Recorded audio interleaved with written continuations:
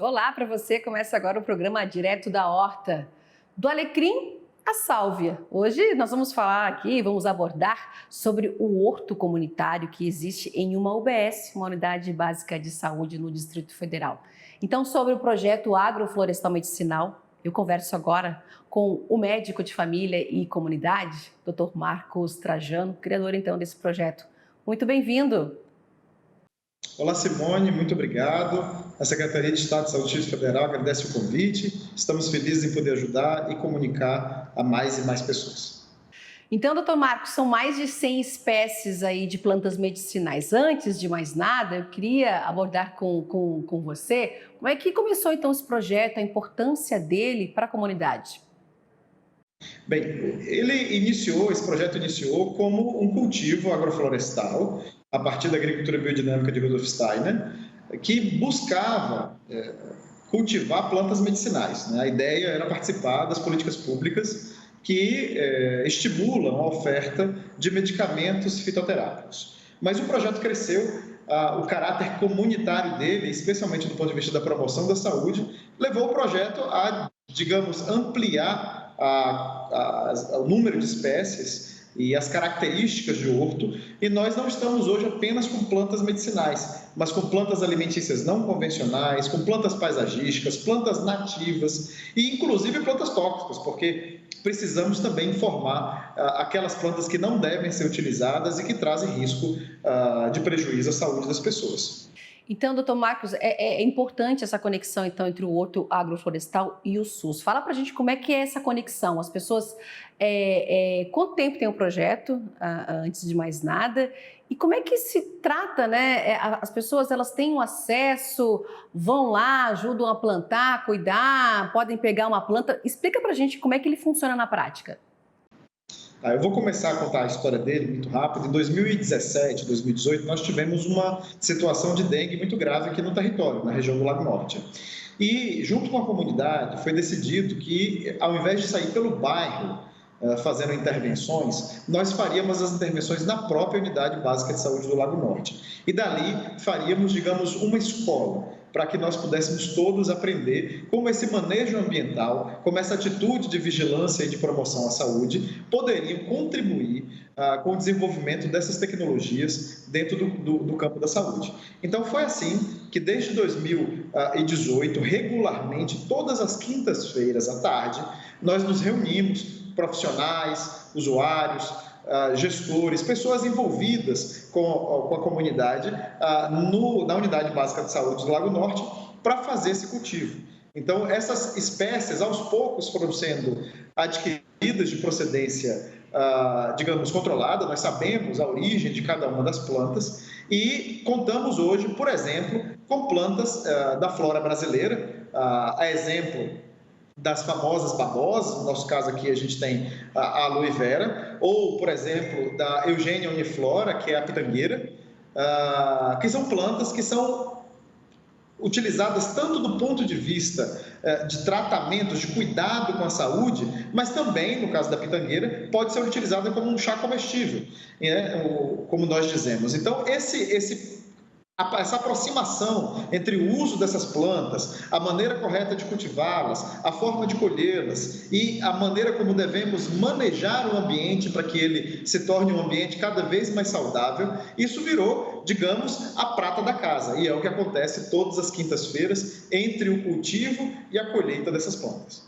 E para levar informação à comunidade aí, não só das plantas medicinais, aí, como você falou, tem plantas tóxicas. Vocês têm aí um engenheiro agrônomo que vá falar assim, o cultivo, o manejo tem que ser desse jeito, tem que ser tratado dessa outra forma, que vocês têm essa conversa aí com essas pessoas para poder levar mais informação à comunidade também e aos pacientes? Nós tivemos diversos profissionais, inclusive altas autoridades, digamos assim, nos seus campos de pesquisa, engenheiros agrônomos, engenheiros florestais, pessoas que são ligadas à área produtiva que participaram, inclusive pesquisadores da Embrapa, da Emater, enfim, da Secretaria de Agricultura do Distrito Federal, mas os protagonistas mesmo são as pessoas da comunidade, né? E conhecendo essas pessoas, muitas vezes vamos descobrir que é um advogado, um professor aposentado, uma dona de casa, mas são pessoas que têm na sua história uma vinculação com o cultivo, uma vinculação com a agricultura, uma memória afetiva de que os pais ou os avós faziam, né, o uso dessas plantas medicinais, ou mesmo que durante o processo de vida dessas pessoas, elas tiveram alguma pessoa que lhes forneceu para elas algum tratamento.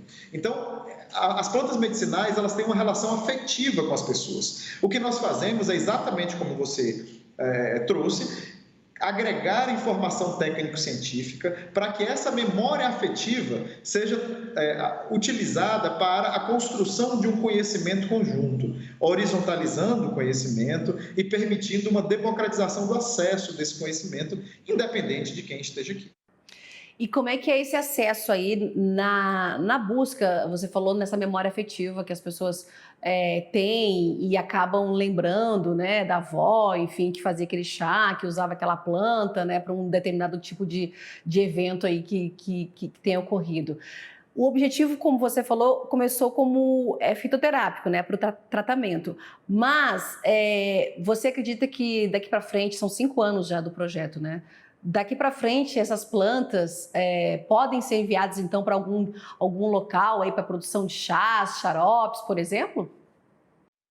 Para isso, eu preciso te contar como funciona o programa do Distrito Federal. Nós temos hoje no DF 2 farmácias vivas, uma chamada Farmácia Viva de Planaltina, a outra Farmácia Viva do Riacho Fundo, e a Secretaria de Saúde, digamos, o Distrito Federal, ele é pioneiro na oferta de plantas medicinais sistematicamente no Serviço Público de Saúde. Então, isso acontece no DF há mais de 40 anos. E nós temos a alegria de já participarmos de um ciclo de produção de medicamentos. Então, a exemplo do Plecanthus barbatus, do boldo, que foi do boldo nacional, né, conhecido como tapete de Oxalá, de 7 dores. Enfim, ele foi colhido há pouco tempo aqui na Unidade Básica de Saúde e foi enviado para a Farmácia Viva de Planaltina, após colheita e seleção, obviamente, desse material, para a produção de um fitoterápico à base de boldo nacional, à base de Plecanthus barbatus. Então, isso já acontece no SUS. O que é novidade é exatamente a utilização desse processo de cultivo,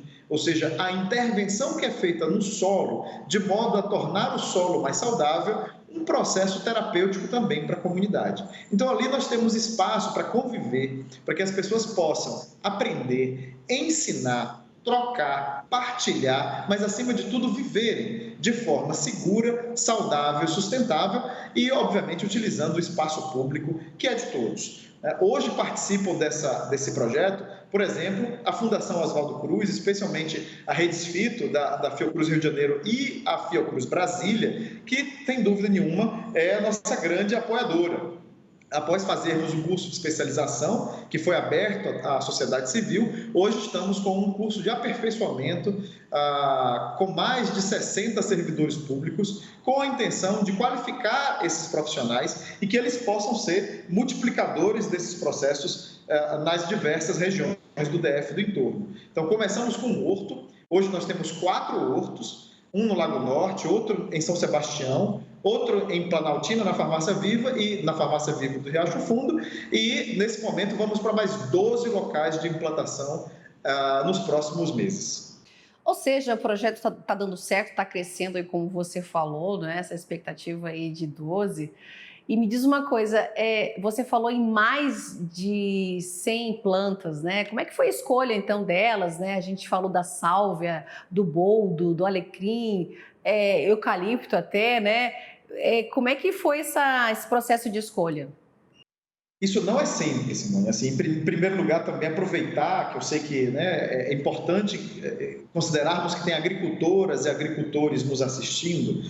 Isso começa, obviamente, com uma vontade de ofertar fitoterápicos de forma segura, com qualidade e com eficiência. Então, para isso, foi utilizado, em primeiro lugar, a lista de plantas medicinais que são utilizadas para a fabricação dos 13 fitoterápicos que são dispensados hoje na Secretaria de Saúde do Distrito Federal. Então, são 8 plantas que são convertidas em 13 fitoterápicos e essas plantas são, digamos assim, o carro-chefe no DF. Algumas delas são muito conhecidas, por exemplo, a erva baleeira, Cordia verbenácea ou Varronia coraçádica, é uma planta que popularmente chamada de Maria Milagrosa, porque ela tem uma capacidade muito grande de atuação em estados inflamatórios e de dor, né? E por isso ela recebeu esse nome de Maria Milagrosa. Então, a erva baleeira no Distrito Federal, ela dá origem à tintura de erva baleeira e dá origem ao gel de erva baleeira. Então, nós temos aí 2 fitoterápicos que são produzidos da mesma planta.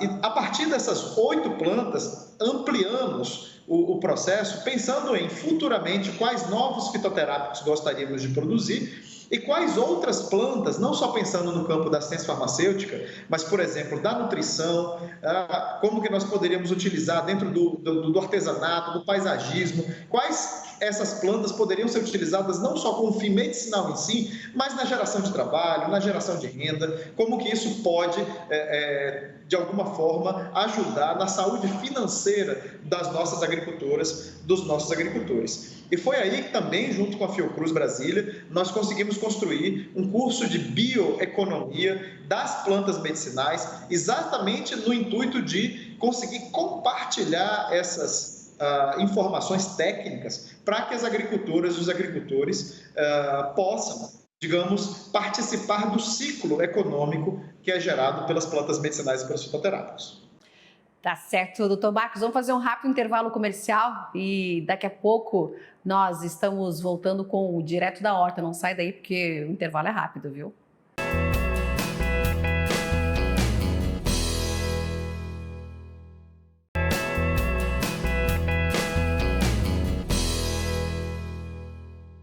Estamos de volta com o Direto da Horta, aqui no AgroMais, o canal totalmente dedicado à agroinformação. Hoje nós estamos falando aqui no programa sobre um horto comunitário que existe em uma UBS, Unidade Básica de Saúde, no Distrito Federal. E sobre o projeto Agroflorestal Medicinal, eu estou conversando com o médico de família e comunidade, Dr. Marcos Trajano, criador deste projeto. Dr. Marcos, falamos que existem mais de 100 espécies de plantas medicinais, não só plantas medicinais, que fazem parte aí desse projeto. Você estava falando aí da importância dessas plantas que não foram fáceis aí de serem escolhidas, e algumas são plantas alimentícias, não convencionais, né? As punks. E eu gostaria que o senhor falasse para a gente também do poder delas aí e por que elas também foram anexadas, né, no horto. Eu fiquei mesmo lhe devendo o nome de algumas das espécies, mas vamos lá. Esse termo, punk, ele foi cunhado pelo Dr. Knupp, um professor da Universidade do Amazonas, se eu não me engano, e essas plantas são muito conhecidas tradicionalmente nas comunidades, né? Por isso que antigamente elas eram chamadas de plantas tradicionais, né? E tem outros nomes. A gente vai falar, por exemplo, da inflorescência que resulta do processo da musa paradisíaca, da bananeira, né? Aquele coração da bananeira. No interior é muito utilizado para fazer, por exemplo, o xarope, para fazer expectorante. Há quem cozinhe para fazer um delicioso preparo cozido daquele coração da bananeira. Então, veja, nós costumamos comer a banana, mas muitas vezes aquela parte da bananeira que não é utilizada também pode ser fonte de nutritividade, de saúde e, obviamente, de iguarias, de delícias, né? Como é o exemplo, por exemplo, também da cúrcuma. Então, assim, muita gente vê a cúrcuma como alimento, outros veem como medicamento. Então, o que vai mudar é como que a gente vai garantir que essas substâncias presentes, por exemplo, na raiz da cúrcuma, vão ser absorvidas ou não. Qual a dosagem que vai ser utilizada? Vai ser em pó? Vai ser em tintura? Como que a gente vai administrar isso para as pessoas, né? Então, no caso, ainda falando das punks, nós temos, inclusive, algumas convidadas estrangeiras. A chaia é uma delas, é uma planta que vem do norte, da Centro-América, né? A gente está falando ali de México, Panamá, dessa região central da América Central, mais ao norte, e que nos traz uma planta altamente fácil de ser cultivada, que nos entrega uma folha deliciosa, rica em micro e oligonutrientes, e que, após o que a gente chama de branqueamento, seja um cozimento, um refogamento ou uma fritura, pode ser utilizada na alimentação humana. Outras plantas conhecidas por seus nomes populares, o peixinho, por exemplo, a taioba, então são plantas que em uma região elas são muito consumidas, em outras elas já não são conhecidas, então por isso elas acabaram sendo agrupadas nesse conjunto de plantas alimentícias não convencionais. E talvez a mais conhecida delas seja, sem dúvida nenhuma, a Ora pro nobis, que tem sido cantada em verso e contada em prosa aí no Brasil todo. E tem muita Ora pro nobis aí no horto agroflorestal, o peixinho também, que você falou? Temos, além disso, temos plantas, como eu falei, algumas estrangeiras, algumas vindas de fora, como o Rosmarinus officinalis, o alecrim, ou a Salvia officinalis, uma planta muito utilizada historicamente no cuidado das mulheres. E nós temos plantas genuinamente brasileiras, como a Baccharis trimera, a carqueja, né, que é uma planta fantástica para utilização dentro dos processos digestivos humanos. Como eu já falei para vocês, a própria Melaleuca alternifolia, né, o tea tree, que vem lá da Austrália, uma planta que parece um pequeno pinheirinho e que nos traz um óleo essencial fantástico, que pode ser utilizado como bactericida, como fungicida, nos tratamentos para diversas situações, como, por exemplo, a onychomycosa, uma doença difícil de tratar, aquele fungo na unha, e que existe evidência científica bastante clara do uso, por exemplo, de melaleuca nesse caso. Então, entre plantas exóticas e plantas nativas, entre plantas arbóreas, árvores grandes, arbustos e plantas rasteiras, entre tubérculos e flores, por exemplo, o Trapelus majus, a capuchinha, né, que nos convida a utilizar a folha para fazer um pesto e, ao mesmo tempo, as flores ricas em beta-caroteno e flavonoides para a alimentação humana. Então, é de uma fartura e de uma beleza que só pode ser comparada à presença da comunidade na nossa unidade básica de saúde. Doutor, você falou nessa folha aí que pode fazer o molho pesto. Qual seria ela? Fala pra gente. A capuchinha é muito conhecida pelas suas flores, elas têm flores vermelhas, laranjas, amarelas, e nós temos a folha da capuchinha, que é deliciosa, ela tem um certo picante nela, né? Não é nada demasiado ardido, mas que preparada ali, como se faz o pesto, com alguma castanha, com azeite de oliva, sem dúvida nenhuma, e com sal a gosto, vai ficar um alimento delicioso, um alimento que sequer é cozido, né? Ele é praticamente todo feito com elementos crus, virgens, e que, além de muito delicioso, é nutritivo. E eu gostaria de saber do senhor o feedback, né, da comunidade. Muitos têm essa memória afetiva aí, como o senhor falou, mas outros não até. Então, assim, existe dúvidas. Eu estou vendo o Ora pro nobis aqui, eu estou conhecendo a cúrcuma, que não usa somente na culinária, né? Mas enfim, existe esse tipo ainda de dúvidas em relação a identificar algum tipo de uma planta medicinal ou até uma punk? Sem dúvida, inclusive a gente agradece a essas pessoas mais céticas, né? Porque elas nos deixam, obviamente, sempre mais atentos ao estudo e às evidências científicas para trazer informação para as pessoas. Um acidente muito comum é a confusão que acontece entre o Cymbopogon vinterianus, que é a citronela, e os Cymbopogon citratus ou flexus, que é o chamado capim-limão, capim-santo. Essas plantas, elas, para alguém que não as conhece, podem facilmente ser confundidas, e enquanto uma é tóxica, que é a citronela, inclusive utilizada como repelente, a outra é deliciosa e utilizada largamente no Brasil como capim-santo, né? Como eu disse, o capim-limão. Então, essas plantas, elas, por serem muitas vezes utilizadas a mesma planta por mais de um nome no campo popular, ou mesmo dois nomes se referirem à mesma planta, ou duas plantas terem o mesmo nome, então toda essa confusão, ela leva a gente sempre a buscar aprender também o nome científico e compartilhar isso com a comunidade, de modo que esses que nos ajudam, como eu disse, a irmos mais devagar com o processo, eles, sem dúvida nenhuma, nos chamam a atenção para que é fundamental a utilização das plantas medicinais, das plantas de um modo geral, com conhecimento, que sempre cabe aprender e termos uma equipe multiprofissional que possa contribuir com informações cada vez mais fundadas cientificamente. Doutor, me surgiu uma dúvida que todas essas plantas aí que compõem o horto agroflorestal, elas são identificadas, são catalogadas?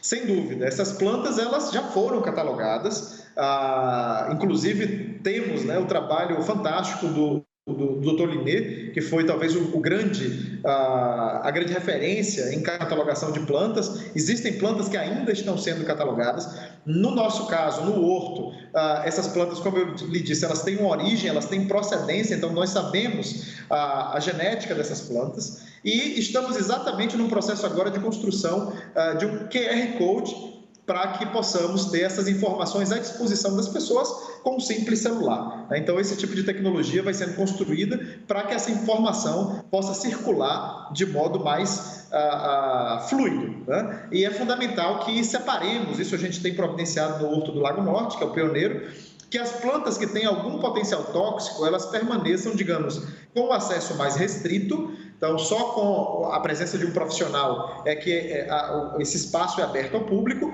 enquanto que os outros espaços, eles vão ter ali plantas que não tragam risco, não tragam nenhum tipo de potencial de risco à população. É basicamente isso. Agora, doutor, então, do entulho, né, que a gente vê aí, pode surgir um espaço verde aí, um modelo de agrofloresta, né, no meio da cidade, né, com plantação e manejo aí. Agora, me fala uma coisa, todas essas plantas medicinais, as punks, como é que é o manejo delas? Vocês usam algum tipo de adubo?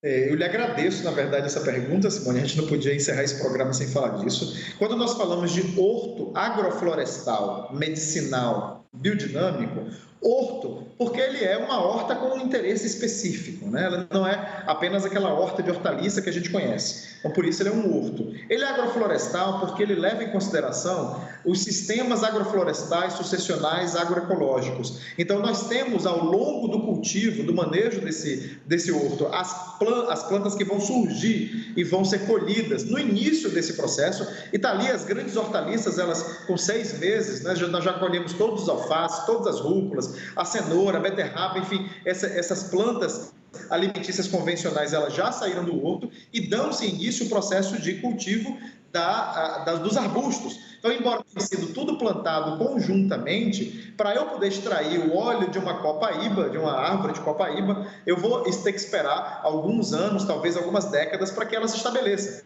Mas isso tudo é plantado junto, num sistema agroflorestal. E todo o manejo é feito respeitando a agricultura biodinâmica de Rudolf Steiner, que preconiza um solo vivo, um solo cuidado, um solo que tem um composto biodinâmico que é preparado a partir dos próprios insumos, das folhas que tem na própria unidade e a utilização de preparados biodinâmicos que vão vitalizar esse solo e permitir que essas plantas estejam num ambiente saudável. Então, a gente poderia comparar o solo saudável com o intestino saudável, assim nós podemos extrair, no caso do nosso aparelho digestivo, no caso das plantas do solo, o melhor para uma saúde e uma vida saudável.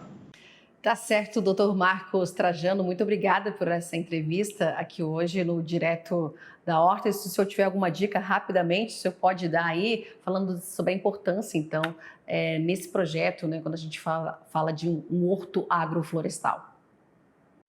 Eu quem agradeço, eu vou fazer um convite para que as pessoas procurem as suas unidades básicas de saúde e busquem se engajar nos projetos de agricultura urbana, de agricultura periurbana e que possamos ter cada vez mais projetos amparando a interlocução entre a assistência técnica rural, a saúde pública, a educação, a segurança pública. Quem ganha é a população. Tá certo, doutor Marcos, mais uma vez, muito obrigada e até uma próxima oportunidade aqui com a gente no nosso programa, viu? Muito obrigado, eu que agradeço. E obrigada a você também pelo carinho da sua audiência. E continue aqui acompanhando a programação do AgroMais, o canal totalmente dedicado à agroinformação. Eu fico por aqui e até um próximo programa. Tchau e até lá.